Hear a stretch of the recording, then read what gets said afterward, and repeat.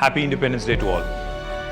As we celebrate the 78th Independence Day, let's remember the sacrifices of countless heroes who fought for the freedom of our great nation, who fought for the freedom that we cherish today.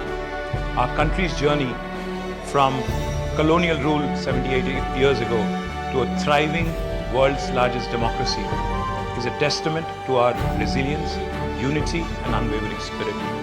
Being in public life for nearly 2 decades, I have witnessed the incredible progress our state and our nation have made. But remember, with progress comes responsibility.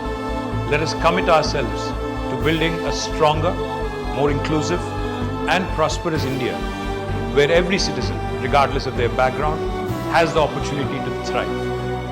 As we hoist our tricolor high, let's pledge to contribute in our own ways to the continued growth and development of our beloved country. మరొక్కసారి మా తెలంగాణ ప్రజలందరికీ ప్రపంచంలో ఎక్కడ ఉన్నా అదేవిధంగా భారతదేశ పౌరులందరికీ స్వాతంత్ర దినోత్సవ శుభాకాంక్షలు. జై హింద్.